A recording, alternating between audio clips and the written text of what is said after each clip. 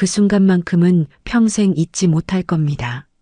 며느리 집 부엌 구석진 곳, 제대로 묶이지도 않은 검은 비닐봉투 안을 들여다봤던 그 순간 말이에요. 빳빳하게 마른 천 조각 위로 검붉은 핏자국이 사방에 번져 있었습니다. 피었어요.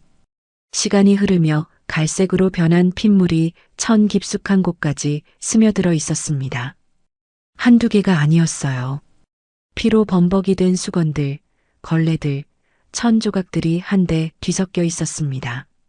무언가를 급히 닦아낸 흔적이 역력했어요. 코끝을 파고드는 쇳내 같은 냄새에 온몸이 얼어붙었습니다. 이게 도대체 뭔가요? 누구의 피인가요?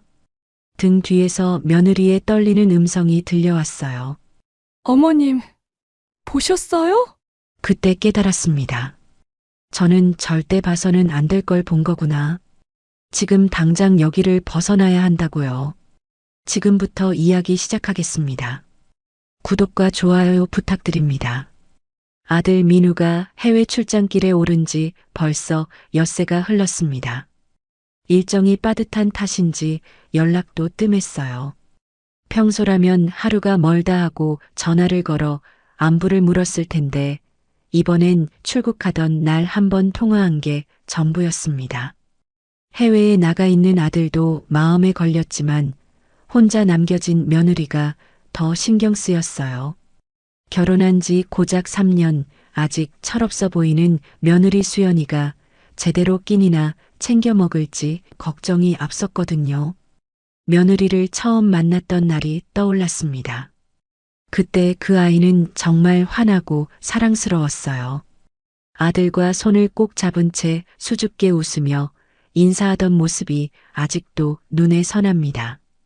어머님, 잘 부탁드려요. 허리를 깊이 숙여 절하던 그 모습에 가슴 한편이 따스해졌던 기억이 납니다. 신혼 때는 정말 자주 찾아왔었어요. 특별한 용무가 없어도 들러서 이런저런 이야기를 나누곤 했고, 제가 몸져 누웠을 때는 병원까지 함께 가주기도 했습니다. 그런 며느리가 혼자 있다니 마음이 놓이지 않았어요. 새벽 5시부터 일어나 반찬을 이것저것 만들었습니다. 고사리 나물은 참기름을 듬뿍 넣어 반들반들 윤이 났고 멸치볶음은 간이 딱 맞게 조련했어요. 달콤한 장조림은 며느리가 유난히 좋아하는 반찬이었고 구수한 된장찌개는 냉동실에 얼려두었던 우거지를 꺼내 푹 끓였습니다. 보자기에 하나하나 담으면서도 가슴이 설렜어요. 며느리가 좋아할 표정이 그려졌거든요. 분명 깜짝 놀라면서도 고마워할 거예요. 그런 생각을 하니 발걸음이 절로 가벼워졌습니다. 오전 10시쯤 며느리 집 앞에 도착했어요. 평소보다 이른 시간이었지만 아침 식사는 했는지 확인하고 싶었습니다. 수연아, 어머니 왔어. 현관문을 두드리며 불렀습니다. 안에서 발소리가 들리더니 문이 열렸는데 뭔가 예사롭지 않았어요. 평소 같으면 환하게 웃으며 어머님, 어서 오세요. 왜 이렇게 일찍 오셨어요? 하며 반겨주었을 텐데 오늘은 전혀 달랐습니다. 눈밑이 시커멓게 그늘져 있었고 얼굴은 백지장처럼 하얗게 질려 있었어요. 입술도 핏기 하나 없이 퍼렇게 변해 있었습니다. 평소 며느리가 얼마나 혈색이 좋고 생기 넘쳤는지 생각하면 더욱 충격적이었어요. 이 아이가 어디 편찮은 걸까요? 밤새 잠을 설친 걸까요? 더 이상한 건 말투였습니다. 평소 공손하면서도 다정했던 목소리에 뭔가 날이 선 느낌이 묻어 있었어요. 갑자기 왜 오신 거예요? 미리 연락이라도 하시지 그랬어요. 그 어투가 평소와는 천지 차이였습니다. 혼자 있을까봐 걱정되어 반찬 가져왔다고 말하자 며느리는 억지로 입꼬리를 끌어올렸어요. 괜히 번거롭게 하셨네요. 그런데 그 미소가 진심이 아니었습니다. 입은 웃는데 눈빛에는 조바심과 불안이 가득했어요. 마치 빨리 돌려보내고 싶어 하는 것 같았습니다. 혹시 부부싸움이라도 한 걸까 싶었어요. 신혼부부에게는 흔한 일이니까요. 하지만 그렇게 치부하기엔 뭔가 심상치 않았습니다. 단순히 기분이 나쁜 수준이 아니라 뭔가 큰 문제가 생긴 듯 보였어요. 집 안으로 들어서니 낯선 느낌이 확 다가왔습니다. 평소 며느리 집은 먼지 한 톨 찾아볼 수 없을 만큼 깨끗했거든요. 바닥은 항상 반짝반짝 닦여 있었고 모든 물건이 정확히 제자리에 놓여 있었습니다. 그런데 오늘은 완전히 딴판이었어요. 싱크대에는 설거지할 그릇들이 산더미처럼 쌓여 있었고 컵 몇 개에는 뭔가 말라붙은 찌꺼기가 그대로 남아 있었습니다. 거실 바닥에는 옷가지와 잡동사니가 아무렇게나 널브러져 있었어요. 소파 위에는 이불이 구겨진 채 던져져 있고 탁자 위에는 먹다 만 음식 그릇이 그대로 방치되어 있었습니다. 며느리가 얼마나 깔끔한 성격인지 잘 알고 있었기에 더욱 놀라웠어요. 결혼 전 우리 집에 처음 놀러 왔을 때도 신혼집을 처음 구경 갔을 때도 모든 게 완벽하게 정돈되어 있었거든요. 심지어 서랍 안양말까지 색깔별로 가지런히 개켜놓는 아이였는데요. 이 집이 왜 이렇게 난장판인지 도무지 이해할 수 없었습니다. 가슴속으로 서늘한 기운이 스며들었어요. 뭔가 잘못됐구나 싶었습니다. 며느리가 화장실에 간다며 잠깐 자리를 비운 사이 부엌을 천천히 둘러봤습니다. 가스레인지 위에 냄비가 올려져 있었는데 뚜껑을 살짝 열어보니 탄 냄새가 확 올라왔어요. 언제 끓인 건지 물은 완전히 증발해버리고 없었습니다. 냉장고 문도 살짝 열려 있었어요. 안을 들여다보니 유통기한 지난 우유팩이 그대로 있었고 채소들도 시들어가고 있었습니다. 평소 같으면 절대 이런 상태로 두지 않았을 며느리였어요. 정말 어디 아픈 게 틀림없었습니다. 아니면 무슨 큰 걱정거리라도 생긴 걸까요? 그때였습니다. 부엌 한편에 묶이지 않은 채 입이 벌어진 검은 쓰레기 봉투가 눈에 들어왔어요. 평소 같으면 궁금해하지 않았을 텐데 왠지 모르게 발길이 그쪽으로 향했습니다. 혹시 며느리가 정리를 못한 건지 아니면 뭔가 급한 일이라도 있었는지 알고 싶었거든요. 호기심에 가까이 다가가 안을 들여다본 순간 숨이 턱 막혔습니다. 빳빳하게 굳어버린 흰색 천이 가장 위에 있었어요. 그 위로 검붉은 얼룩이 넓게 번져 있었습니다. 처음엔 뭔지 몰랐어요. 혹시 고춧가루나 간장이 묻은 건가 싶었습니다.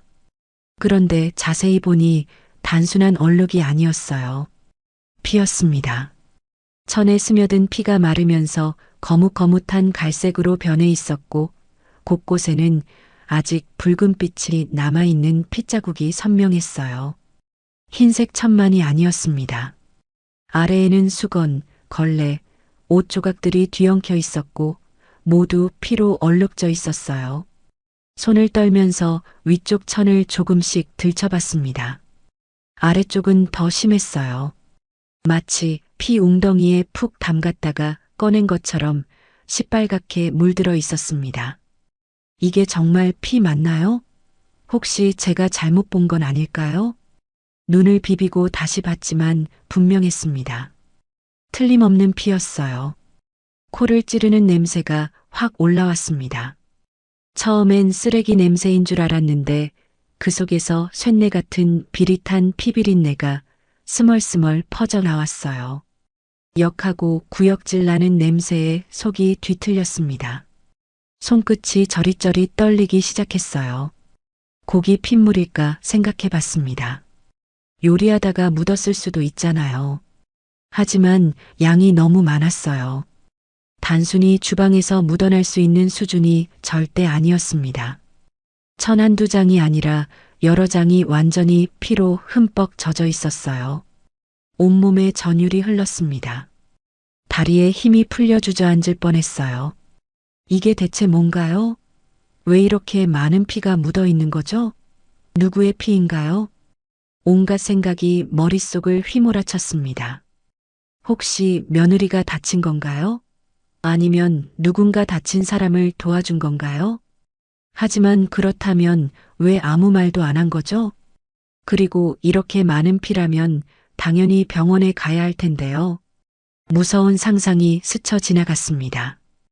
혹시 누군가 다친 게 아니라, 아니에요. 그럴 리 없어요. 며느리가 그런 일을 할 리 없습니다. 하지만 이 피는 대체 어디서 나온 걸까요? 뒤에서 며느리의 목소리가 차갑게 울렸어요. 아, 그거요. 놀라서 벌떡 일어섰습니다. 며느리가 언제 나왔는지 제 바로 뒤에 서 있었어요. 얼굴에는 아무런 표정이 없었고 눈빛만 얼음장처럼 차가웠습니다. 며칠 전에 다쳤어요. 조금 피가 난 건데 별거 아니에요. 이미 다 나았어요. 태연한 말투였지만 그 눈빛이 무서웠습니다. 조금 피가 났다고요? 저렇게 많이요? 믿을 수 없었어요. 저 정도 피면 응급실에 실려가야 할 정도잖아요. 그런데 며느리는 멀쩡히 서서 별거 아니라고 하고 있었습니다. 어디를 다쳤어? 물어봤지만 며느리는 그냥 넘어져서 코피가 났다고만 했어요. 하지만 코피로 저렇게 많은 피가 날 수는 없습니다. 게다가 천 여러 장이 다 젖을 정도라니요. 그 시선을 마주하자 심장이 쿵 내려앉았어요. 뭔가 잘못됐다는 확신이 들었습니다. 이 아이가 거짓말을 하고 있구나. 무엇보다 무서운 건 며느리의 눈빛이었어요. 평소 따뜻하고 다정했던 눈빛이 아니라 낯선 사람을 보는 것 같은 차가운 시선이었습니다. 그 순간 본능이 속삭였습니다. 지금 당장 이 집을 나가야 한다고, 여기 더 있으면 안 된다고, 위험하다고 온몸이 경고하고 있었습니다. 보자기를 꽉 움켜쥐고 그럼 이만 가봐야겠다 하고 말했어요. 수연이가 아픈 것 같으니 푹 쉬어. 필요한 게 있으면 언제든 연락해. 하지만 며느리는 대답하지 않았어요. 그냥 무표정하게 저를 바라볼 뿐이었습니다. 현관 쪽으로 발걸음을 옮기는데 뒷덜미에 닿는 시선이 등골을 파고드는 듯 했어요. 마치 날카로운 칼날이 등을 찌르는 것 같았습니다. 빨리 나가야 해. 뭔가 잘못됐어. 이 집에 더 있으면 안 돼. 계단으로 내려서려고 현관문에 손을 대는 찰나 며느리가 뒤에서 말했습니다. 어머님, 급하게 어디 가세요? 놀라서 돌아보니 며느리가 바로 뒤에 서 있었어요. 생각보다 훨씬 가까이에 있었습니다. 그 아이의 눈빛은 더 이상 가족의 것이 아니었어요. 날카롭고 차가운, 설명할 수 없는 공포가 담겨 있었습니다.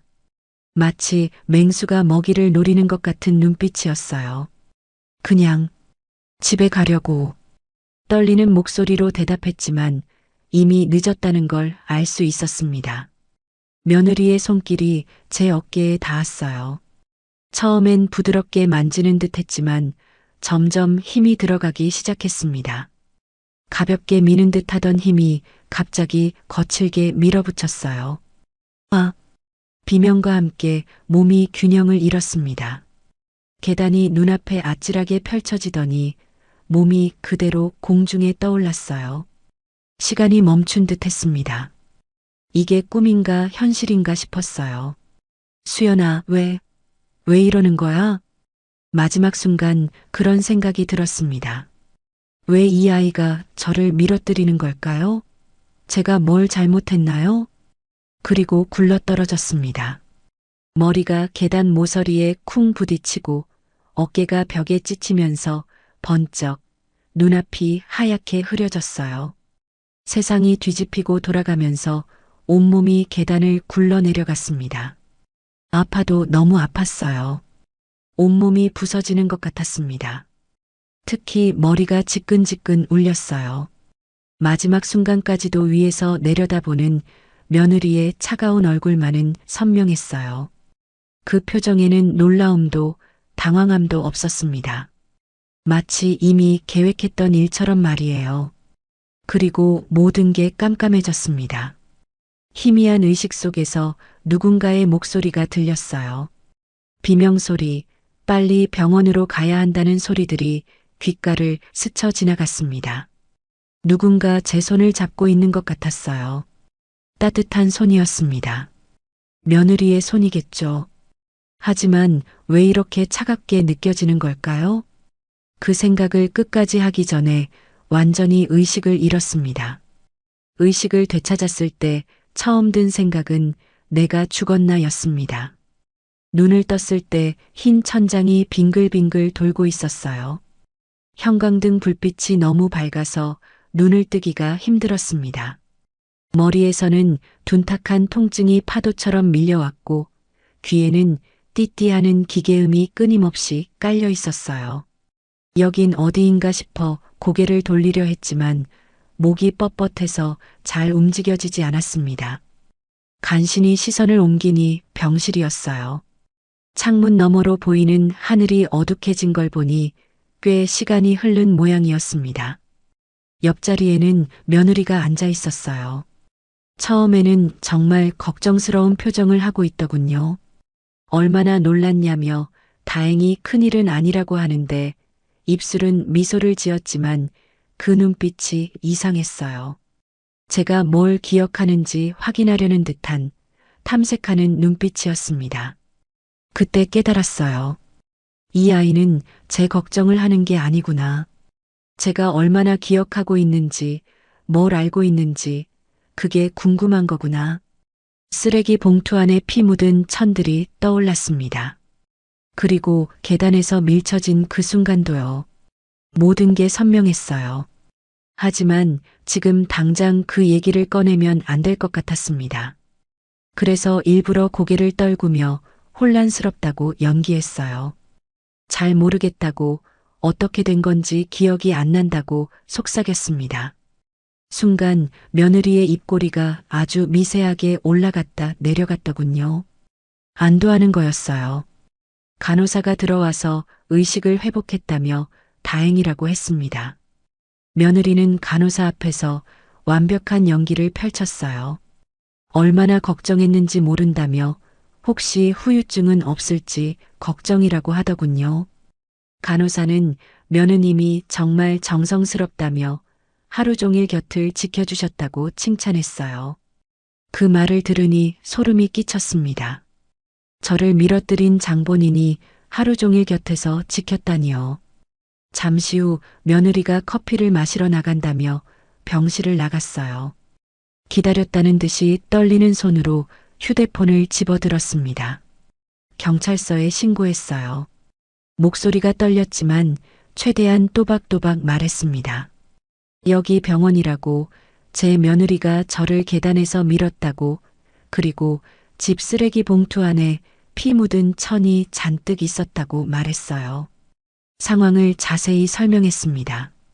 반찬을 가져다 주러 갔다가 쓰레기 봉투에서 피범벅이 된 천들을 발견했고 그걸 보고 도망치려 했는데 며느리가 계단에서 밀었다고요. 목소리는 갈라졌지만 간절함이 묻어났어요. 경찰이 곧 가겠다고 했습니다. 몇십 분 뒤 경찰 2명이 병실로 들어왔어요. 한 명은 나이가 지긋한 형사였고 다른 한 명은 젊은 순경이었습니다. 신고자가 맞느냐며 당시 상황을 말해달라고 하더군요. 눈을 부릅뜨고 처음부터 끝까지 자세히 설명했어요. 오늘 아침 며느리 집에 반찬을 가져다 주러 갔는데 집안이 어수선했고 쓰레기 봉투를 열었더니 천이 피로 흥건했다고 말이에요. 그리고 그걸 보고 무서워서 집에 가려 했는데 계단에서 등을 밀려 굴러떨어졌다고 했습니다. 이건 단순한 사고가 아니라고, 며느리가 의도적으로 밀었다고 강조했어요. 형사는 차분히 고개를 끄덕이며 현장을 확인해 보겠다고 했습니다. 그리고 혹시 며느리와 평소의 사이가 어땠는지, 다툰 일은 없었는지 물어봤어요. 사이는 좋았다고 대답했습니다. 오히려 너무 좋아서 의심할 이유가 없었다고요. 그래서 더 충격적이었다고 말했어요. 경찰이 나간 후 며느리가 들어왔습니다. 경찰이 왔다 갔다며 무슨 일이었냐고 물어봤어요. 저는 기억이 잘 안 난다고 간호사가 불렀던 것 같다고 얼버무렸습니다. 며느리의 표정이 미묘하게 변하는 걸 놓치지 않았어요. 그날 밤 순찰차가 며느리 집으로 갔습니다. 다음 날 형사가 다시 와서 결과를 알려줬어요. 현장을 확인했는데 쓰레기 봉투는 이미 버려진 후였다고 하더군요. 부엌은 깨끗이 정리되어 있었고 진한 락스 냄새만 코를 찔렀다고 했어요. 혈흔은 전혀 보이지 않았다고 하더군요. 부엌은 완전히 깨끗하다는 말을 들었을 때 머리가 하얘졌어요. 그럴 리가 없는데 분명히 봤는데 어떻게 하룻밤 사이에 그렇게 깨끗해질 수 있단 말인가요? 며느리가 밤새 치웠구나 싶었어요. 제가 신고한 걸 알고 급하게 모든 걸 없앴을 거예요. 잠시 후 며느리가 병실 문을 열고 들어왔습니다. 손에는 과일 바구니를 들고 있었어요. 많이 놀랐을 거라며 위로하는 말을 건넸는데 그 말투가 너무나 자연스러웠어요. 그래도 다행이라고, 큰 사고로 이어지지 않아서 천만다행이라고 하더군요. 경찰분들까지 와서 더 불편하게 해드린 건 아닌지 걱정한다며 미안해했어요. 며느리의 말투는 친절했고 눈빛도 한없이 부드러웠어요. 마치 정말 걱정 많은 며느리 같았습니다.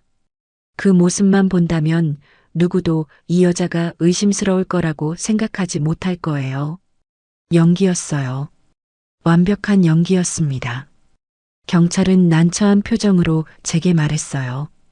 현장을 확인했을 때는 아무런 흔적이 없었다고, 혹시 머리를 다쳐서 기억이 조금 혼란스러운 건 아닐까 하더군요. 간호사도 거들었습니다. 머리에 충격을 받으면 실제로 없는 걸 본다고 생각하는 경우도 있다며 시간이 지나면 괜찮아질 거라고 했어요. 환각이라는 거였어요. 제가 헛것을 봤다는 거였습니다. 병실 안 공기는 서서히 차갑게 가라앉았어요. 몸을 떨며 외쳤습니다.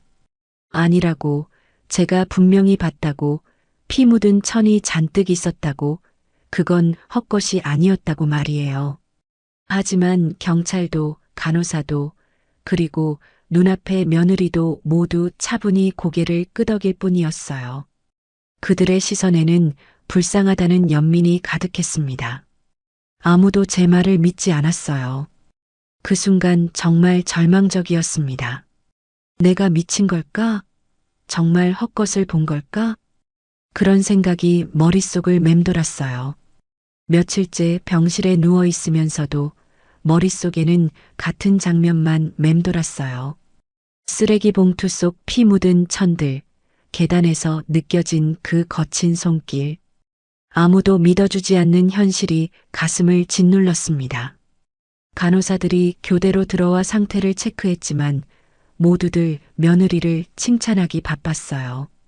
정말 효부라며 이렇게 정성스러운 며느리는 처음 본다고 했습니다. 제 눈에는 그 모든 게 연기로 보였지만 다른 사람들에게는 완벽한 며느리였어요. 늦은 오후 휴대폰 화면에 아들이라는 이름이 떴습니다. 가슴이 두근거렸어요. 아들이라면 제 말을 믿어줄 거예요. 괜찮냐며, 병원에 계신다면서 많이 다쳤냐고, 출장 끝나고 이 소식 듣고 얼마나 놀랐는지 모른다고 하더군요. 아들의 다급한 목소리에 눈물이 솟았습니다. 목소리 들으니 살 것 같다고, 그런데 엄마가 무서운 걸 봤다고 털어놓기 시작했어요. 처음에는 조용히 듣던 아들이 점점 한숨을 내쉬기 시작했어요. 잠시 정적이 흐른 뒤 아들이 말했습니다. 수연이가 다 얘기했다고, 엄마가 충격 때문에 기억이 혼란스러운 거라고 하더군요. 출장 다녀오느라 진짜 힘들었는데 엄마까지 이렇게 말하시니까 너무 괴롭다고 했어요. 아들도 며느리 편이었어요. 수화기를 더 꽉 쥐었습니다. 아니라고, 엄마 눈으로 똑똑히 봤다고, 목소리가 갈라지도록 설명했지만 아들은 믿지 않았습니다. 아들이 잠시 말을 멈추더니 조심스럽게 말했습니다. 사실 수연이한테 자세히 물어봤다고 엄마가 말씀하신 쓰레기 봉투 얘기를 했더니 그런 일은 없었다고 하더군요. 수연이가 직접 쓰레기 봉투를 확인해서 사진까지 찍어서 보내줬다고 했어요. 아무것도 없었다고 깨끗했다고 했습니다. 그래서 더욱 걱정된다며 엄마가 충격을 많이 받으신 것 같다고 했어요. 그럼 같이 병원 다시 가보자고 의사한테 정확히 확인해 보자고 하더군요. 혹시 머리 다친 충격 때문에 없는 걸 보신 걸 수도 있지 않느냐고 했어요. 가슴이 철렁 내려앉았어요. 아들이 저를 걱정하는 듯 말했지만 그 속에는 이미 엄마가 잘못 보고 있다는 확신이 담겨 있었습니다. 그 순간 병실 문이 열리며 며느리가 들어왔어요. 과일 바구니를 내려놓으며 억울한 듯 고개를 숙였습니다. 여보, 어머님 또 그러시네요. 제가 잠깐 비운 사이 계속 같은 말씀을 하신다니까요. 아들은 고개를 끄덕이며 한숨을 내쉬었어요. 엄마, 제발 이제 그만하세요. 다들 엄마가 머리 다쳐서 그러는 줄 알아요. 전화를 끊고 나서 침대 위에서 두 손을 움켜쥐었어요. 돌아온 아들이 안도와 위로가 되어야 했는데 그 따뜻한 목소리조차 결국 저를 믿어주지 않는 단절의 벽이 되어 돌아왔습니다. 그날 밤 잠들기 전까지 계속 생각했어요.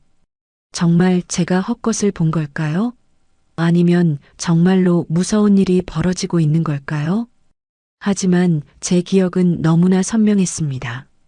그 피의 냄새, 며느리의 차가운 눈빛, 계단에서 밀쳐진 그 순간까지 모든 게 생생했어요.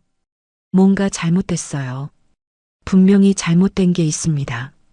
병실에 혼자 있을 때면 자꾸 의심이 들었습니다. 정말 내가 헛것을 본 걸까? 머리를 다쳐서 기억이 뒤섞인 걸까? 하지만 그 기억은 너무나 생생했어요. 피 냄새까지 생생하게 기억났는데 그게 다 착각일 리는 없습니다. 그런데 곰곰 생각해 보니 며느리가 최근 들어 이상했던 게 한두 가지가 아니었어요. 저번 주에 왔을 때도 이상했습니다. 갑자기 생활비가 부족하다며 돈을 좀 빌려달라고 하더라고요. 아들한테는 말하지 말아달라고 창피해서 그런다면서요. 처음에는 젊은 부부니까 그럴 수도 있다 싶어서 조금 드렸는데 그때 며느리 표정이 묘했어요. 고마워하면서도 뭔가 초조해하는 것 같았습니다. 그리고 며칠 후에 또 전화가 왔어요. 또 돈이 필요하다며 이번에는 조금 더 큰 금액을 달라고 하더군요. 무슨 일이냐고 물어봐도 제대로 대답하지 않았어요. 그때부터 뭔가 이상하다고 생각했습니다. 예전 며느리라면 절대 그런 식으로 돈을 빌리지 않았을 거예요. 자존심도 세고 무엇보다 아들한테 부담 주는 걸 싫어했거든요. 최근 몇 달간 며느리를 볼 때마다 불안한 모습을 계속 봤어요. 눈가에 다크서클이 늘 있었고 전화가 오면 어디론가 피해서 받곤 했습니다. 누구와 통화하는지 물어봐도 대충 얼버무리기만 했어요. 어떤 때는 멍하니 있다가 깜짝 놀라며 정신을 차리는 모습도 봤습니다. 뭔가 깊은 고민에 빠져 있는 것 같았어요.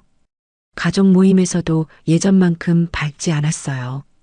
평소 같으면 이것저것 챙기며 분위기를 띄워주곤 했는데 요즘은 조용히 있기만 했습니다.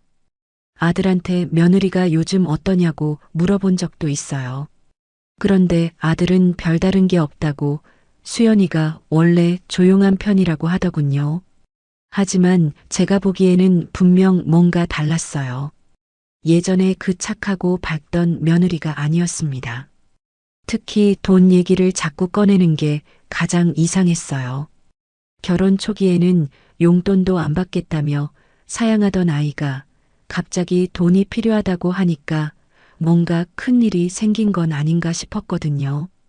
혹시 아들 모르게 무슨 빚이라도 있나 아니면 아픈 데라도 있어서 병원비가 필요한 건 아닌가 걱정했었어요. 지금 생각해보니 그때 더 자세히 물어봤어야 했는데 며느리가 말하기 싫어하는 것 같아서 그냥 넘어갔던 게 후회됩니다. 만약 그때 좀 더 관심을 갖고 지켜봤다면 혹시 이런 끔찍한 일을 막을 수 있었을까요? 하지만 누가 그런 일을 상상이나 했겠어요. 돈이 필요해서 불안해하는 며느리가 설마 그런 끔찍한 일을 저질렀을 거라고는 꿈에도 생각하지 못했습니다. 며칠이 지나면서 병실 안공기는 차갑게 굳어갔어요. 경찰은 이미 현장에서 아무것도 발견되지 않았다고만 했고 아들은 며느리의 말에 기대어 제가 머리 다쳐서 기억이 혼란스러운 것 같다고 했습니다. 그날 이후 병실에 찾아오는 사람은 며느리뿐이었어요. 죽을 드셔야 한다며 그래야 빨리 낫는다고 스푼을 들어 입에 가져다 주는 며느리의 손길은 다정했습니다. 하지만 그 속눈썹 아래 깃든 시선은 한없이 차가웠어요. 간호사들은 환하게 웃으며 며느님이 정말 정성이 지극하다고 이렇게 헌신적인 며느리는 처음 본다고 칭찬했습니다. 그 말이 가슴을 후벼 팠어요. 이 아이가 날 밀었는데, 날 죽이려 했는데, 말하고 싶었지만 입술은 굳어붙어 떨어지지 않았어요. 누구도 믿지 않을 것이 뻔했거든요. 며느리가 잠깐 화장실에 간다며 자리를 비운 사이 병상 옆 의자에 놓인 그 아이의 핸드백에서 휴대폰이 울렸습니다. 화면에 남자 이름이 떠 있었는데 아들 이름이 아니었어요. 며느리가 급하게 뛰어와 전화를 받으며 복도로 나가더군요. 문틈 사이로 들리는 목소리가 이상했어요. 평소와는 전혀 다른 음성이었습니다. 돈 준비됐냐고, 이제 마지막이라고, 좀만 더 기다려달라고 하는 말이 어렴풋이 들렸어요. 목소리가 간절하고 절박했습니다. 며느리가 전화를 끊고 들어왔을 때 저는 잠든 척했어요. 그런데 그 아이가 가방에서 여권을 꺼내더니 유효기간을 확인하고 있었습니다. 그러고는 휴대폰으로 뭔가를 검색하기 시작했어요. 항공권 예약 사이트였습니다. 며느리는 아무도 보지 않는다고 생각했는지 해외 항공편을 이것저것 살펴보고 있었어요. 날짜를 며칠 뒤로 잡고 있더군요. 편도 항공권만 검색하고 있었습니다. 그 순간 깨달았어요. 이 아이는 도망갈 생각이구나. 다음 날 오후 며느리가 또 다른 전화를 받았습니다. 이번에는 복도 끝까지 가서 통화했지만 목소리가 높아져서 일부가 들렸어요. 안 된다고, 아직 시간이 필요하다고, 조금만 더 기다려달라고 애원하는 목소리였어요. 그러다가 갑자기 목소리가 낮아지며 알았다고, 이번 주 안에 해결하겠다고 하더군요. 돌아온 며느리의 얼굴은 창백했습니다. 손이 미세하게 떨리고 있었어요. 담당 의사가 병실에 들어와 차트를 확인했습니다. 큰 골절은 없다고, 머리 외상도 안정됐고 약간의 어지럼증만 남아있다며 며칠 안에 퇴원해도 된다고 하더군요. 그 말이 떨어지는 순간 며느리의 얼굴에 번진 미소를 똑똑히 봤어요. 정말 다행이라며 제가 모시고 가서 집에서 잘 돌보겠다고 의사 앞에서 상냥하게 고개를 숙였습니다. 하지만 저는 온몸이 굳어졌어요. 집으로 돌아가는 순간 진짜 위험이 시작될 것이라는 직감이 뼛속을 찔렀습니다. 그날 밤 며느리가 가져온 과일을 먹다가 이상한 뒷맛을 느꼈어요. 쓴맛이었습니다. 혹시나 해서 조금만 먹고 남겼는데 얼마 후 어지럼증이 심해졌어요. 며느리는 아직 컨디션이 안 좋으시다며 간호사에게 말했습니다. 간호사는 그럴 수 있다며 충분히 쉬라고 했어요. 밤이 깊어가자 며느리가 자리에서 일어났습니다. 잠깐 나갔다 오겠다며 핸드백을 들고 나갔어요. 1시간 넘게 돌아오지 않았습니다. 새벽 무렵 며느리가 돌아왔을 때 옷차림이 달라져 있었어요. 나갈 때와 다른 옷을 입고 있었습니다. 그리고 손에 작은 봉지를 들고 있었어요. 다음 날 아침 퇴원 수속을 밟는다며 며느리가 서류를 가져왔습니다. 여기 사인하시라고 하는데 손이 떨려서 글씨가 제대로 써지지 않았어요. 며느리는 미소를 지으며 도와드릴게요 하더니 제 손을 잡았습니다. 그 손이 차갑고 거칠었어요. 평소와는 달랐습니다. 간호사가 들어와서 퇴원 안내를 해줬어요. 약 복용법이며 주의사항이며 자세히 설명했습니다. 며느리는 옆에서 열심히 메모하는 척했지만 눈빛은 다른 곳에 가 있었어요. 퇴원 당일 아침 며느리가 일찍 와서 짐을 정리했습니다. 제 개인 물건들을 가방에 넣으면서 뭔가를 찾고 있는 것 같았어요. 휴대폰을 계속 확인하더군요. 차를 가져왔다며 주차장에서 기다리고 있다고 했습니다. 휠체어에 앉혀서 병원 로비로 내려왔을 때 많은 사람들이 지나다니고 있었어요. 그 사람들 사이에서도 며느리는 완벽한 효부였습니다. 로비에서 잠깐 기다리라며 며느리가 차를 가지러 갔어요. 그 사이 창밖을 내다봤는데 주차장에서 며느리가 누군가와 통화하고 있는 게 보였습니다.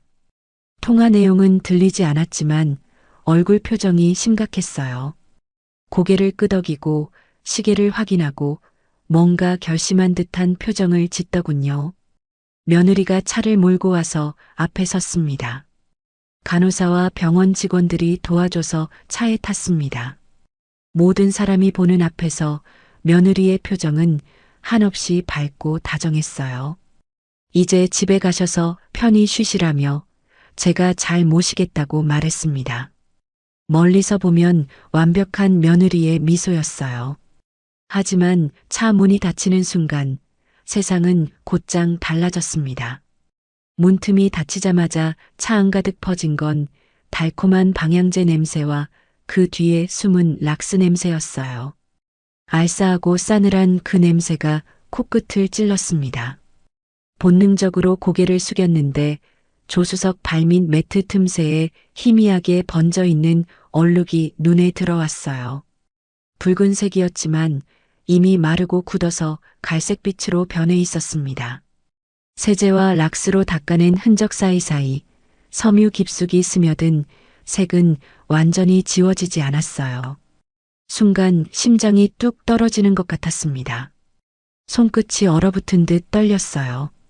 차는 천천히 병원 주차장을 빠져나왔습니다. 며느리는 차창을 살짝 내리며 병원에만 계셔서 답답하셨을 거라고 이제 집에 가시면 제가 잘 보살펴드리겠다고 말했어요. 말투는 따뜻했지만 백미러에 스친 눈빛은 금속처럼 차가웠습니다. 무릎이 손가락을 꾹 짚으며 떨림을 감췄어요. 그 순간 깨달았습니다. 위험하다. 빨리 도망쳐야 해. 차는 대로변에 올랐습니다. 네온사인과 가로등이 이어진 도심 풍경이 점점 멀어지고 점차 어두운 들판과 공단 지역이 창밖을 채우기 시작했어요. 창가에 이마를 붙이며 작은 목소리로 물었습니다. 수연아, 우리 집은 이쪽 길이 아니잖니. 왜 이쪽으로 가는 거야? 운전대 위 며느리의 손가락이 잠시 굳었다가 곧 부드럽게 풀렸어요. 여기로 가면 더 빠르다며요. 대로변은 막혀서 이 길로 간다니까요. 걱정 마시라며 금방 집 도착한다고 하더군요. 말은 담담했지만 엑셀을 밟는 발끝에 힘이 들어가는 게 느껴졌어요. 차는 점점 속도를 올렸습니다. 이상했어요. 평소 며느리는 안전운전을 하는 편이었는데 오늘은 제한 속도를 훌쩍 넘기며 달렸습니다. 핸들을 잡은 손도 평소보다 힘이 들어가 있었어요. 표지판이 스쳐 지나갔습니다. 인천 방면. 가슴이 철렁 내려앉았어요. 인천? 왜 인천으로? 수연아, 제발 집으로 가자.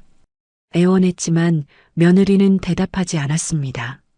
한참을 달린 후 차가 속도를 줄이더니 한적한 곳에 멈춰 섰어요. 주변을 보니 바다가 보였습니다. 밤이라 어두웠지만 파도 소리가 들렸어요. 가로등 하나 없는 곳이었습니다. 며느리가 차에서 내렸습니다.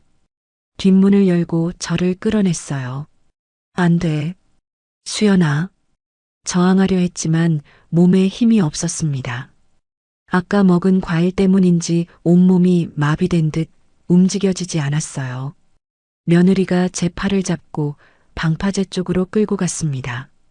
모래밭을 지나 바다 쪽으로 향했어요. 발이 모래에 끌리며 자국을 남겼습니다. 수연아, 제발, 정신 차려. 어머님이 그걸 보지만 않으셨어도 며느리가 중얼거렸습니다. 왜 하필 그걸 보신 거예요? 왜요? 목소리에 원망이 섞여 있었어요. 방파제 끝에 다다랐습니다. 아래로 검은 바닷물이 출렁이고 있었어요. 파도가 방파제를 때리며 하얀 물보라를 일으켰습니다. 안 돼. 안 돼. 고개를 저으며 애원했지만 며느리는 저를 방파제 끝으로 끌고 갔어요. 발 아래로 바다가 까마득했습니다. 이제 끝이구나 싶었습니다. 제발, 수연아, 너, 지금 무슨 짓을. 죄송해요, 어머님. 하지만 저도 살아야 해요. 며느리의 두 손이 제 등에 닿았어요. 그리고 밀었습니다. 안 돼. 몸이 앞으로 쏠렸습니다. 순간 본능적으로 며느리의 팔을 붙잡았어요. 두 사람이 함께 비틀거렸습니다. 나요. 어머님. 며느리가 제 손을 때려 했지만 저는 악착같이 붙잡았습니다. 죽을 순 없었거든요. 두 사람이 방파제 위에서 밀고 당기며 몸싸움을 벌였어요. 며느리가 제 어깨를 세게 밀었지만 저도 지지 않고 그 아이의 옷깃을 붙잡았습니다. 젊은 사람이라 힘은 세지만 저도 목숨이 걸린 일이라 온 힘을 다했어요.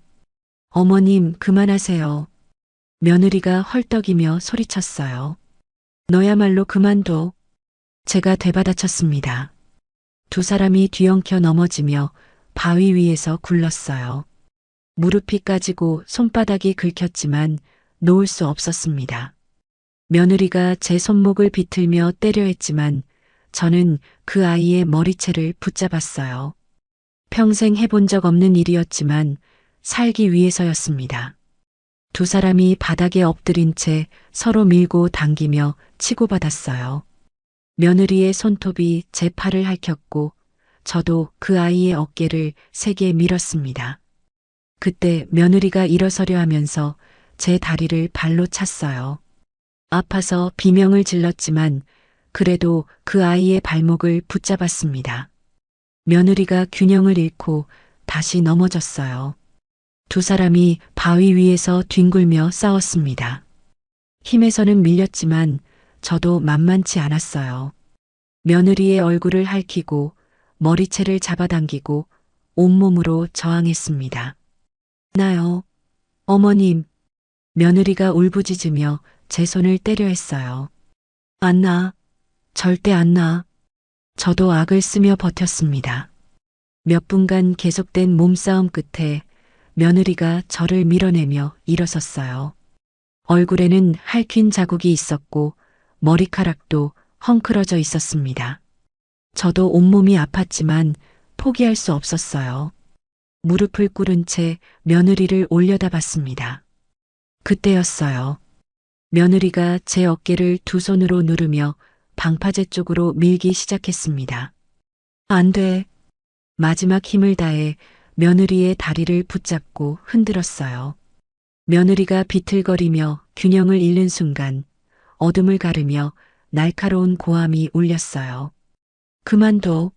지금부터 체포한다. 손전등 불빛이 우리를 비췄습니다. 경찰이었어요. 전 아무것도 안 했어요. 며느리가 몸부림쳤지만 두 번째 경찰이 곧장 뒤에서 팔을 꺾었어요. 저항하지 마. 지금 넌 체포되는 거야. 철컥. 차가운 수갑이 손목에 채워졌습니다. 바위에 앉아 숨을 헐떡였어요. 다리에 힘이 풀려 일어설 수도 없었습니다. 눈에서는 눈물과 식은땀이 함께 흘러내렸어요. 경찰 한 명이 달려와 저를 부축했습니다. 괜찮으시냐며요? 다치신 데 없으세요? 겨우 숨을 고르며 말했습니다. 저 아이가 날 바다에 밀쳤다고, 죽이려 했다고. 경찰은 단호하게 고개를 끄덕였습니다. 다 봤습니다. 이제 안전해요. 체포된 며느리는 여전히 억울한 듯 외쳤어요. 자신은 아무 잘못 없다며 어머님이 스스로 미끄러지신 거라고 했습니다. 그냥 바람 쐬러 드라이브 나온 것뿐이라고 우겼어요. 하지만 이미 현장을 직접 본 경찰 앞에서는 아무 소용없는 발악이었습니다.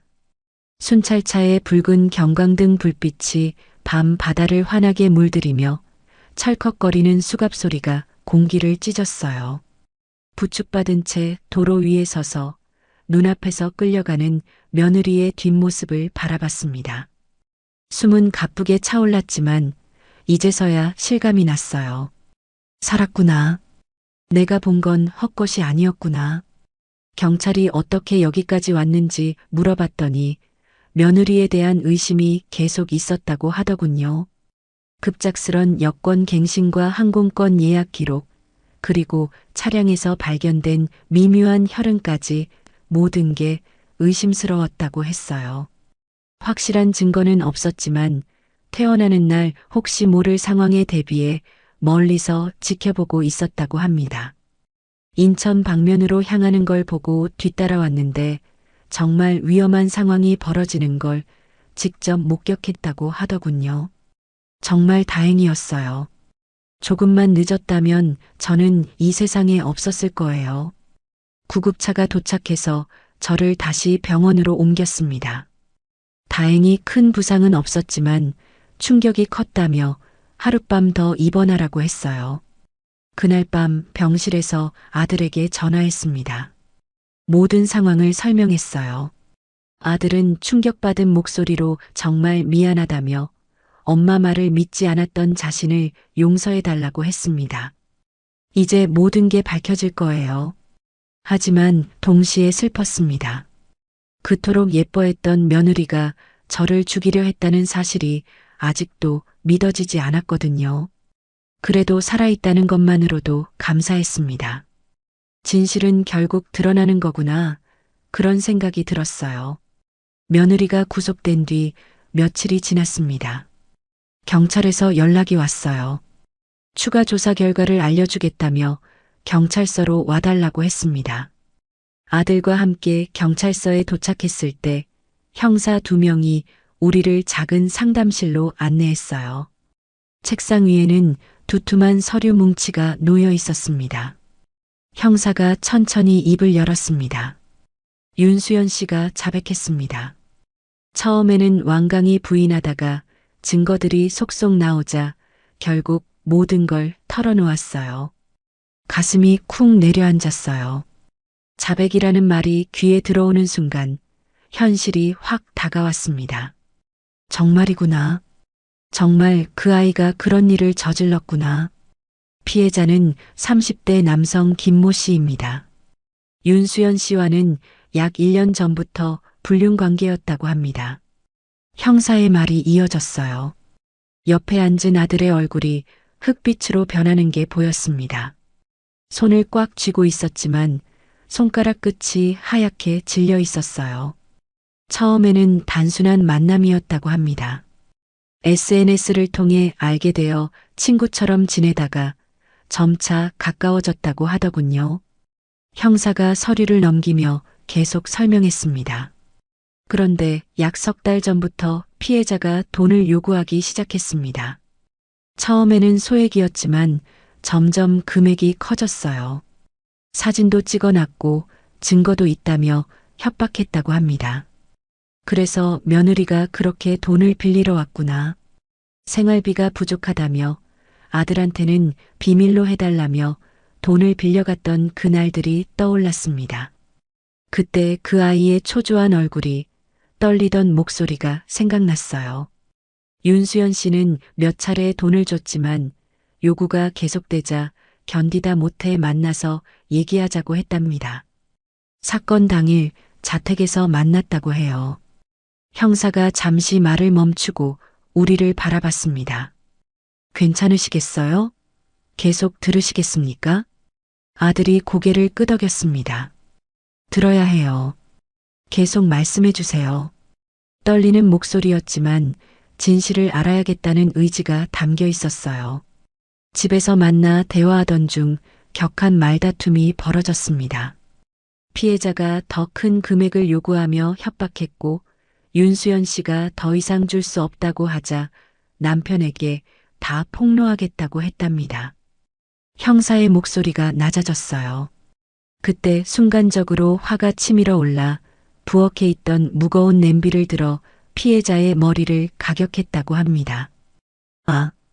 아들의 입에서 신음이 새어나왔습니다. 저도 가슴이 무너져 내리는 것 같았어요. 한 번이 아니라 여러 차례 가격했습니다. 형사가 책상 위 사진 몇 장을 펼쳐놓았습니다. 며느리 집 부엌 사진이었어요. 저희가 감식 결과 부엌 바닥 틈새에서 발견했습니다. 락스와 표백제로 여러 번 닦아냈지만 완전히 지워지지 않았더군요. 사진 속 바닥에는 형광 물질을 뿌린 듯 희미하게 빛나는 자국들이 보였습니다. 그리고 부엌 싱크대 배수구에서도 혈흔 반응이 나왔습니다. 또한 냄비에서도 미세한 혈흔과 모발이 발견됐어요. 형사가 다른 서류를 꺼냈습니다. 윤수연 씨는 패닉 상태에서 어떻게든 처리해야겠다고 생각했답니다. 그게 어머님께서 보신 쓰레기 봉투 속 천들입니다. 밤이 되자 차에 싣고 인적이 드문 산으로 갔습니다. 경기도 외곽의 한 야산이었어요. 그곳에 묻었다고 합니다. 형사가 지도를 펼쳐 보여줬습니다. 빨간 동그라미가 쳐진 곳이 보였어요. 저희가 어제 그곳을 발굴했습니다. 윤수연 씨는 묻은 후 집으로 돌아와 증거를 없애기 시작했습니다. 그런데 공교롭게도 어머님께서 그걸 발견하신 거죠. 윤수연 씨는 그 순간 모든 게 끝났다고 생각했답니다. 그래서 제 목소리가 떨렸어요. 네, 형사가 우리를 바라봤습니다. 정말 아슬아슬했습니다. 저희가 조금만 늦었어도 말을 잇지 못했어요. 저도 아들도 형사도 모두 침묵했습니다. 그 아이가 정말 그런 짓을 아들이 신음하듯 중얼거렸습니다. 믿을 수가 없어요. 형사가 조심스럽게 물었습니다. 혹시 조사 과정을 지켜보시겠습니까? 윤수연 씨가 직접 진술하는 모습을 보실 수 있습니다. 아들이 고개를 들었습니다. 보고 싶어요. 제 눈으로 확인하고 싶어요. 조사실 옆 관찰실로 안내됐습니다. 유리창 너머로 조사실이 보였어요. 며느리가 의자에 앉아 있었습니다. 수갑을 찬 채 고개를 숙이고 있는 모습이 낯설었어요.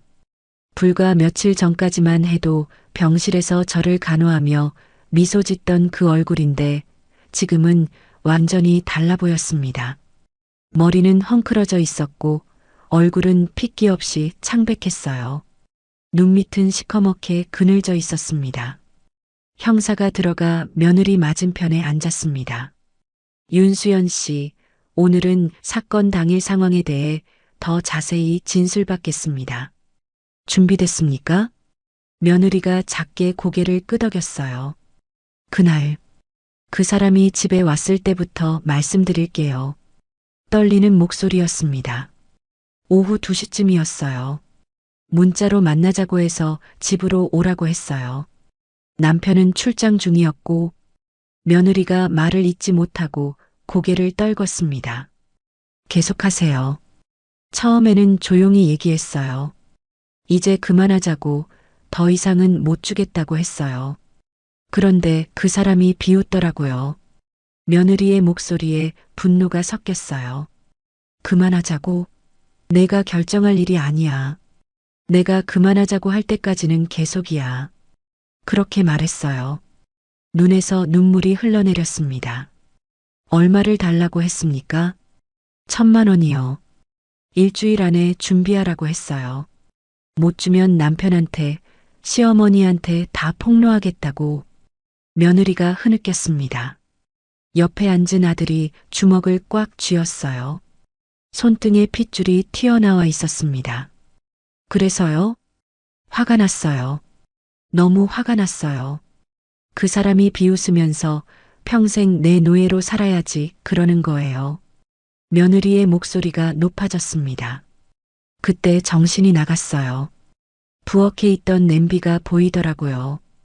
그냥 들어서 말을 잇지 못하고 울음을 터뜨렸어요. 그 다음부터는 제가 저를 모르겠어요. 어떻게 제가 그런 생각을 했는지, 어떻게 시어머니를, 어머님을, 목이 메어 말을 잇지 못했습니다. 죄송해요. 정말 죄송해요. 어머님, 며느리가 유리창 쪽을 바라봤습니다. 제가 보고 있다는 걸 알고 있는 걸까요? 어머님, 용서해 주세요. 제발. 그 모습을 보니 가슴이 무너져 내렸습니다. 한때는 정말 사랑했던 며느리였는데, 처음 만났을 때 그렇게 밝게 웃으며 인사하던 그 아이였는데, 조사실을 나와 복도에 섰을 때 아들이 벽에 기대어 주저앉았습니다. 엄마, 이게 꿈인가요? 제발 꿈이라고 해주세요. 아들의 목소리가 갈라졌어요. 저는 아들 옆에 앉아 어깨를 감싸 안았습니다. 민우야, 제가 잘못한 거예요. 제가 출장을 너무 자주 갔어요. 수연이를 혼자 두고. 아들이 울먹였습니다. 아니야. 내 잘못이 아니야. 아니에요. 제가 더 관심을 가졌어야 했어요. 수연이가 힘들어하는 걸 몰랐어요. 돈을 빌린 것도, 불안해하는 것도. 아들이 두 손으로 얼굴을 감쌌습니다. 제가 좋은 남편이었다면 수연이가 그런 길로 가지 않았을 거예요. 민우야, 그런 말 하지 마. 제가 아들의 손을 꽉 잡았습니다. 내가 아무리 좋은 남편이어도 다른 문제야. 그건 선택이었어. 수연이가 선택한 거야. 하지만, 민우야. 제가 아들의 얼굴을 돌려 저를 보게 했습니다. 너는 잘못한 게 없어. 내가 출장을 간 게 잘못이 아니고 바쁘게 일한 게 잘못이 아니야. 눈물이 주르륵 흘러내렸습니다. 수연이가 힘들 때 다른 선택을 할 수도 있었어. 너한테 말할 수도 있었고 경찰에 신고할 수도 있었어. 근데 그 아이는 다른 길을 선택했어. 아들이 고개를 떨궜습니다. 용서할 수 없어요. 나도 알아. 제가 한숨을 쉬었습니다. 나도 그 부분이 제일 힘들어. 그 아이가 날 다치게 했다는 게 목이 메었어요. 근데 동시에 안타까워. 그 아이도 어쩌면 희생자였을지도 몰라. 협박당하고 두려움에 떨고. 엄마는 그렇게 생각하세요? 모르겠어. 복잡해. 솔직하게 말했습니다. 화도 나고 무섭기도 하고 그런데 또 한편으로는 안타깝기도 하고 한때는 우리 가족이었잖아. 아들이 고개를 끄덕였습니다. 저도요. 미워해야 하는데 완전히 미워지지가 않아요. 우리는 한참 동안 말없이 앉아 있었습니다. 복도를 오가는 사람들, 서류 넘기는 소리, 전화벨 소리. 그 모든 게 다른 세상 일처럼 느껴졌어요. 집으로 돌아온 후 며칠간 저는 잠을 제대로 이루지 못했습니다. 밤마다 며느리 생각이 났어요.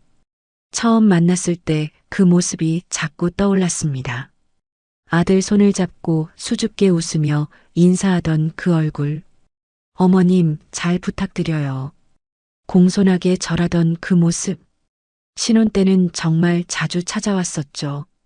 별일 없어도 들러서 차 한 잔 마시며 이런저런 얘기 나누던 시간들. 어머님, 이거 드세요. 어머님 좋아하실 것 같아서 사왔어요. 늘 뭔가를 사들고 오던 그 아이. 제가 감기 걸렸을 때는 밤늦게까지 간호해주던 며느리. 어머님, 약 드셨어요? 죽 끓여 드릴까요?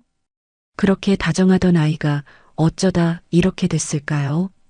어디서부터 잘못된 걸까요? 이불을 뒤집어 쓰고 누워서도 잠이 오지 않았습니다. 혹시 제가 뭔가 놓친 게 있었을까요? 며느리가 힘들어할 때 더 관심을 가졌어야 했나요? 돈을 빌리러 왔을 때 왜 그러냐고 더 깊이 물어봤어야 했나요? 자책하는 마음이 밀려왔습니다. 하지만 동시에 분노도 올라왔어요. 아무리 힘들어도, 아무리 어려워도 사람을 죽이면 안 되는 거잖아요. 더구나 저를 죽이려까지 했다니. 2번이나요. 계단에서 밀고 바다에 빠뜨리려 하고, 그건 정말 용서할 수 없는 일이었습니다. 이렇게 분노와 연민 사이에서 밤을 지새웠어요. 아들도 비슷했던 것 같습니다. 어느 날 밤 거실에 나왔더니 아들이 소파에 앉아 있었어요.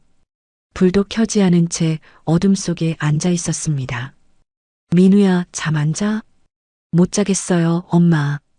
아들의 목소리가 들려왔습니다. 눈만 감으면 수연이가 보여요. 우리 결혼식 때 그렇게 예쁘게 웃던 모습이. 제가 아들 옆에 앉았습니다. 나도 그래. 자꾸 생각나. 제가 더 잘했어야 했는데. 민우야, 그만해. 내 잘못 아니라니까. 근데 엄마. 아들이 저를 돌아봤습니다. 어둠 속에서도 눈물이 반짝이는 게 보였어요. 저 때문에 엄마가 죽을 뻔했잖아요. 제 아내가 엄마를, 목이 메어 말을 잇지 못했습니다. 됐어.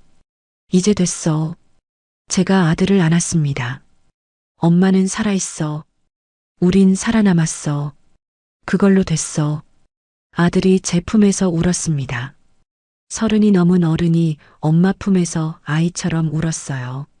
저도 함께 울었습니다. 이렇게 우리는 밤을 견뎠습니다. 재판날이 다가왔습니다. 법원 복도를 걸어가는데 다리가 떨렸어요. 아들이 제 팔을 잡아줬습니다. 괜찮으세요, 엄마? 응, 괜찮아.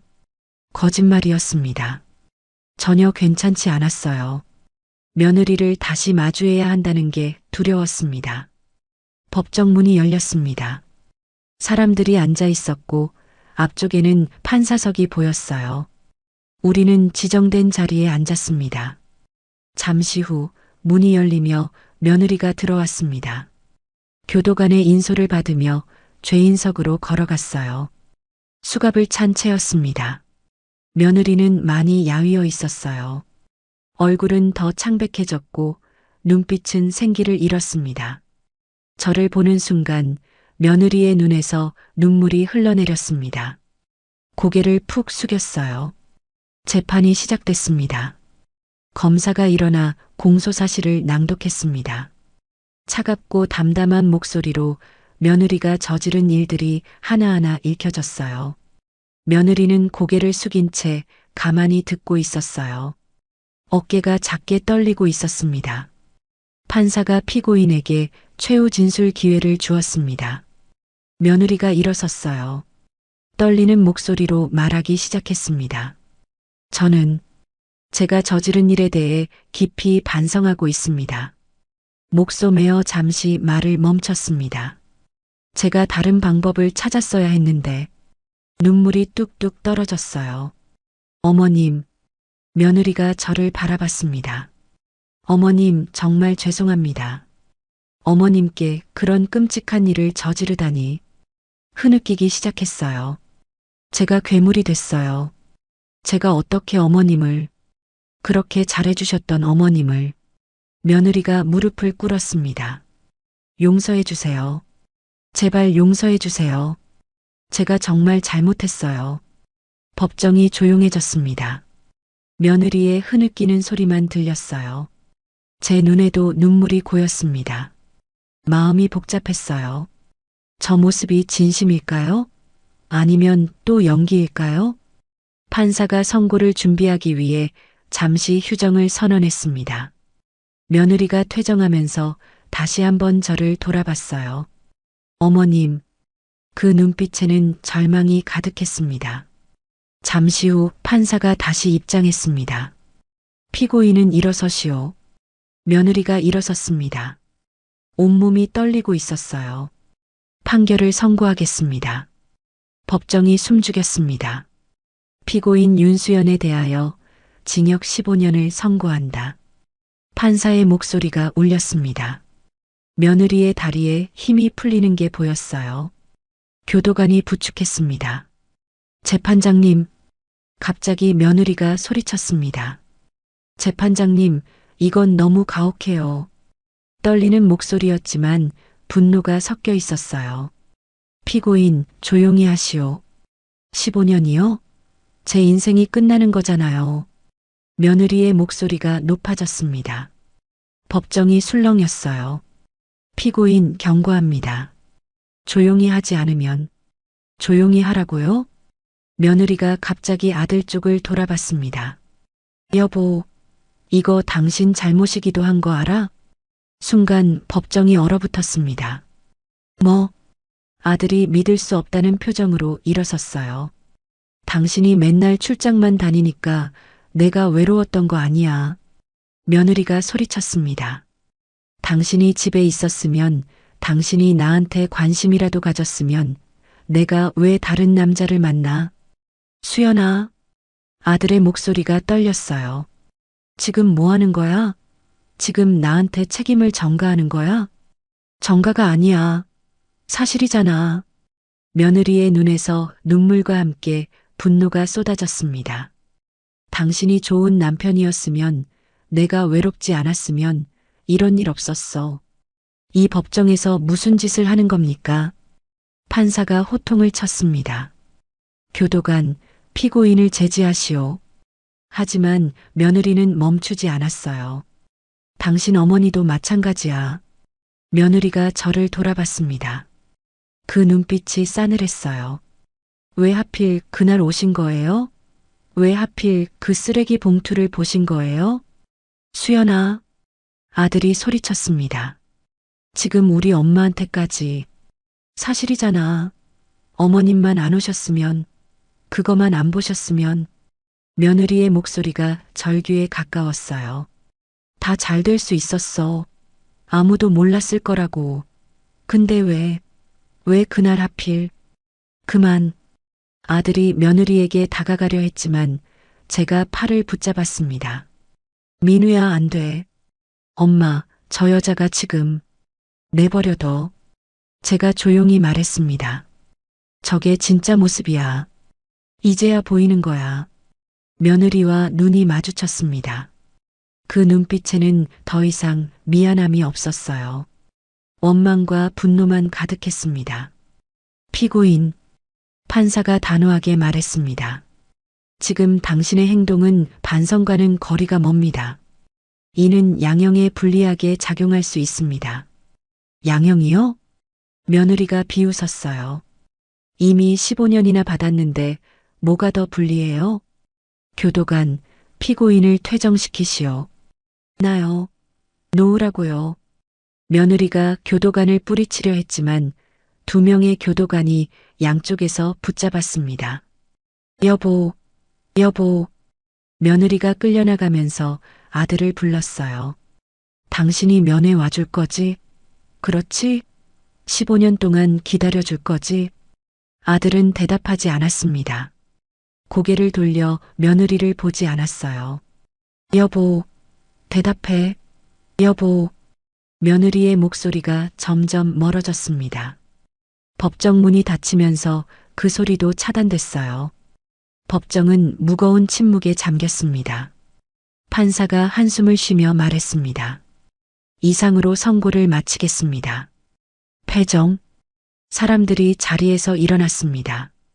저와 아들만 그 자리에 앉아 있었어요. 한참을 말없이 앉아 있었습니다. 엄마. 아들의 목소리가 떨렸습니다.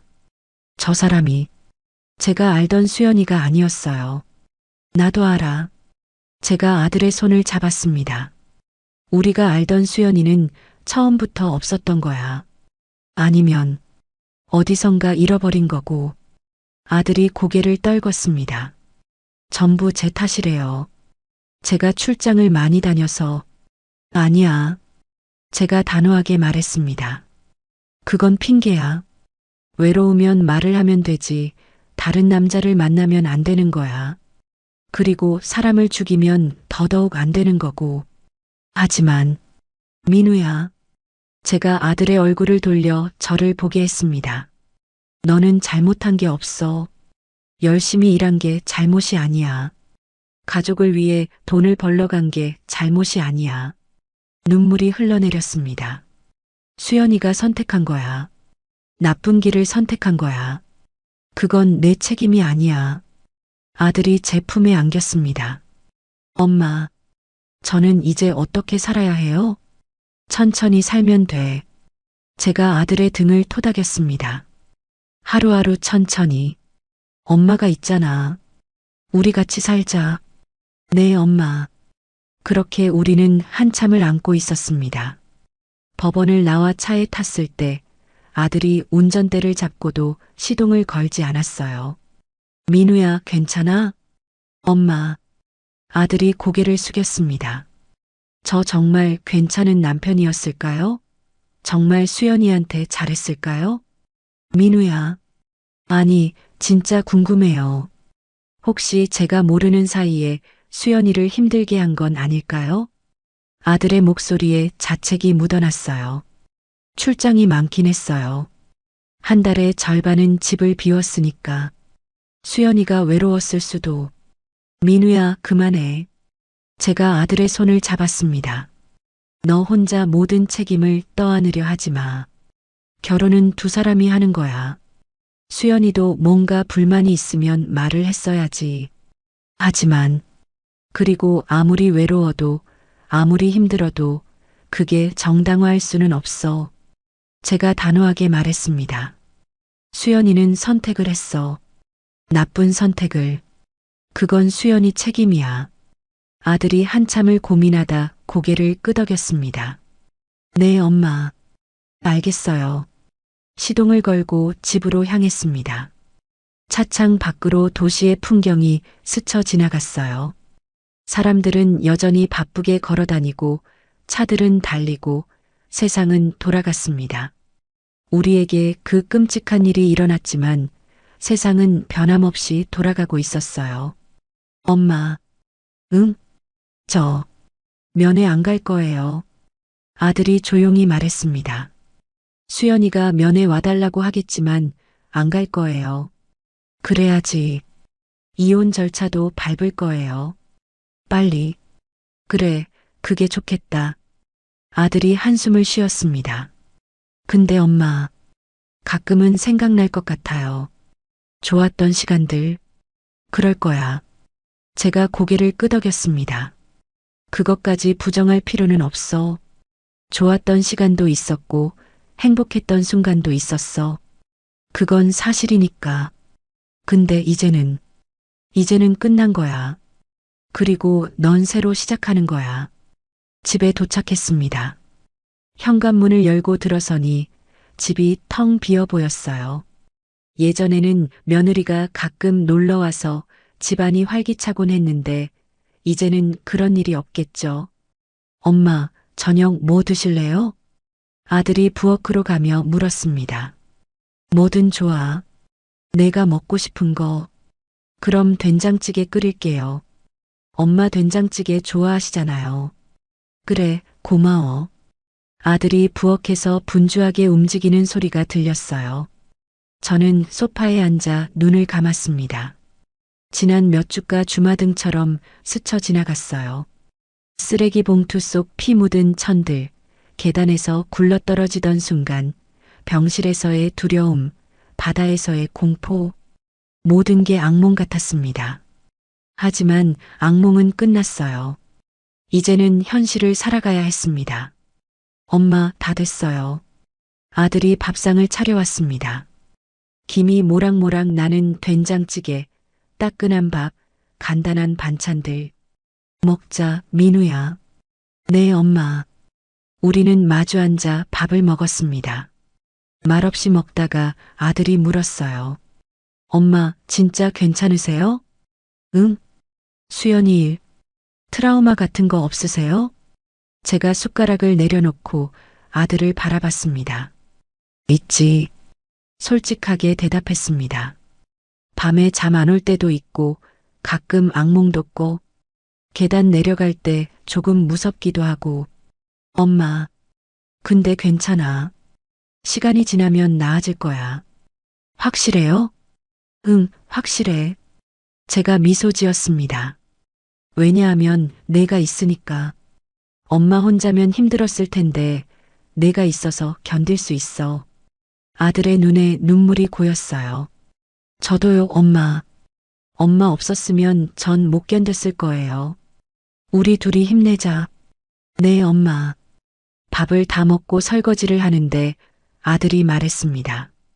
엄마, 저 회사 그만두려고요. 왜? 무슨 일 있어? 아니요. 그냥 엄마 곁에 있고 싶어요. 출장 없는 일 찾아볼게요. 제가 고개를 저었습니다. 아니야. 그러지 마. 엄마, 민우야, 내일은 내가 계속해야 해. 출장이 많아도 바빠도 그게 내일이잖아. 하지만 엄마 혼자 아니야. 친구들도 있고 동네 사람들도 있고 괜찮아. 제가 아들의 어깨를 토닥였습니다. 너 때문에 이런 일 생긴 거 아니야. 그러니까 내 인생을 포기하지 마. 내 일을 계속해. 알았지? 아들이 고개를 끄덕였습니다. 네, 엄마. 알겠어요. 그래. 대신 가끔 전화해. 안부 확인하고. 매일 할게요. 매일까지는 안 해도 돼. 제가 웃었습니다. 엄마 귀찮아. 아들도 따라 웃었어요. 오랜만에 웃는 얼굴이었습니다. 그날 밤 잠자리에 들기 전에 창밖을 바라봤습니다. 달이 밝게 떠 있었어요. 별들도 반짝이고 있었습니다. 며느리는 지금 어디서 뭘 하고 있을까요? 교도소 독방에서 잠을 청하고 있을까요? 후회하고 있을까요? 아니면 여전히 남 탓을 하고 있을까요? 모르겠습니다. 알고 싶지도 않아요. 이제 그 아이는 제 인생에서 사라진 사람입니다. 한때는 며느리였고 가족이었지만 이제는 아니에요. 창문을 닫고 침대에 누웠습니다. 오늘도 잠이 쉽게 올 것 같지는 않았지만 그래도 괜찮았어요. 옆방에서 아들의 숨소리가 들렸습니다. 그 소리를 듣는 것만으로도 위안이 됐어요. 우리는 살아남았습니다. 그리고 계속 살아갈 겁니다. 몇 달이 흘렀습니다. 계절이 바뀌고 날씨가 추워졌어요. 아들은 다시 일상으로 돌아갔습니다. 출장도 가고 회사도 다니고 평범하게 살았어요. 물론 쉽지는 않았습니다. 가끔 힘들어하는 모습이 보였어요. 멍하니 있다가 깜짝 놀라며 정신 차리거나 밤에 잠 못 이루는 날도 있었습니다. 그럴 때마다 저는 옆에 있어줬어요. 괜찮아, 민우야. 천천히 가자. 네, 엄마. 저도 마찬가지였습니다. 가끔 며느리 생각이 났어요. 쓰레기 봉투를 볼 때면 그날이 떠올랐고 계단을 내려갈 때면 조심스러워졌습니다. 하지만 점점 나아졌어요. 시간이 약이라는 말이 정말이었습니다. 어느 날 아들이 물었어요. 엄마, 수연이 용서할 수 있어요? 제가 한참을 생각하다 대답했습니다. 모르겠어. 아직은 모르겠어. 저도요. 아들이 고개를 끄덕였습니다. 용서해야 하는 건 맞는 것 같은데 아직은 못하겠어요. 그래도 돼. 억지로 용서할 필요 없어. 제가 말했습니다. 언젠가 마음이 편해지는 날이 오겠지. 그때 가서 생각하자. 네, 엄마. 우리는 그렇게 하루하루를 살아갔습니다. 어느 날은 힘들었고 어느 날은 괜찮았어요. 조금씩, 아주 조금씩 나아졌습니다. 이웃 사람들도 힘이 됐어요. 경로당 친구들이 위로해줬고 교회 사람들이 기도해줬습니다. 정숙 씨 많이 힘드셨죠? 그래도 잘 이겨내셨어요. 고생 많으셨어요. 이제 좋은 일만 있을 거예요. 그런 말들이 따뜻했습니다. 혼자가 아니라는 걸 느꼈어요. 어느 날 아들이 말했습니다. 엄마, 저 누군가 새로 만나도 될까요? 나중에? 당연하지. 왜 안 돼?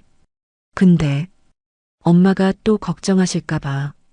걱정은 하겠지. 제가 웃었습니다. 엄마니까. 근데 그렇다고 내가 혼자 살 수는 없잖아. 좋은 사람 만나. 이번엔 천천히 신중하게. 네, 엄마. 천천히 할게요. 그래. 그리고 엄마한테도 소개시켜줘. 미리. 물론이죠. 아들이 웃었습니다. 그 웃음이 예전만큼 밝지는 않았지만 그래도 웃을 수 있다는 게 다행이었어요. 우리는 상처를 안고 살아갑니다. 완전히 치유되지는 않을지도 몰라요.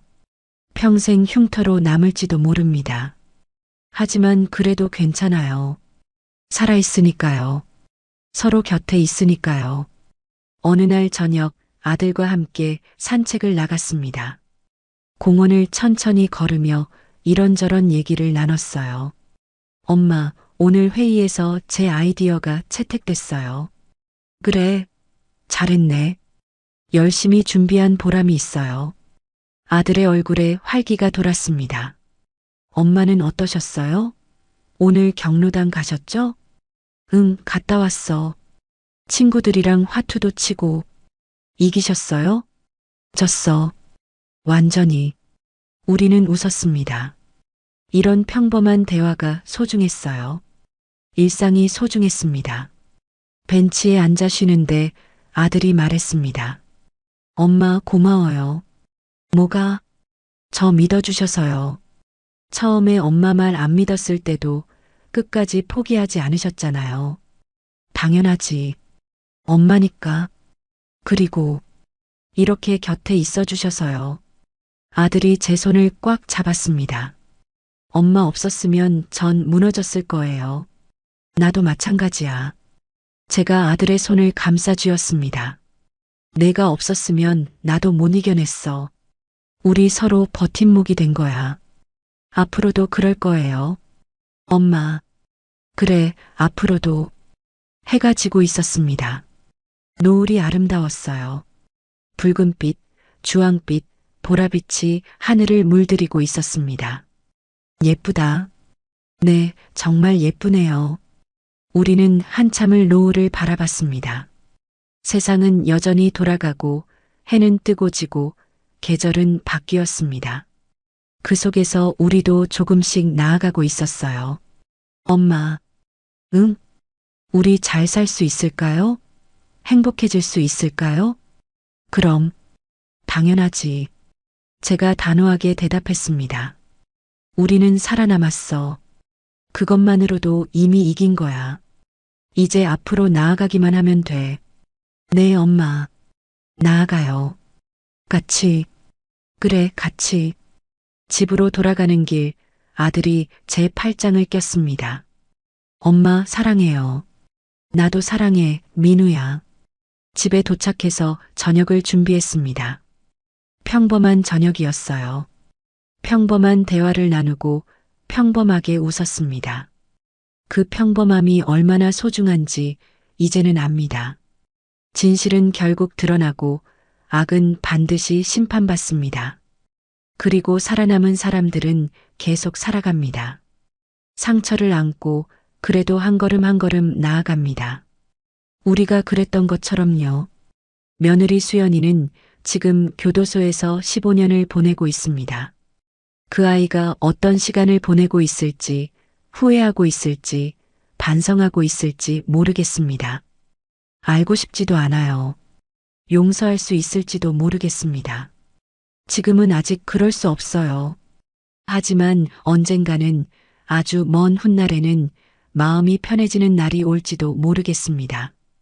그날이 오면 그때 가서 생각하기로 했어요. 지금은 그냥 살아가는 거예요. 아들과 함께 하루하루를 살아가는 겁니다. 그것만으로도 충분합니다. 밤이 깊어갔습니다. 침대에 누워 눈을 감으니 평온했어요. 오늘도 무사히 하루를 보냈습니다. 내일도 또 새로운 하루가 올 거예요. 그렇게 우리는 계속 살아갑니다.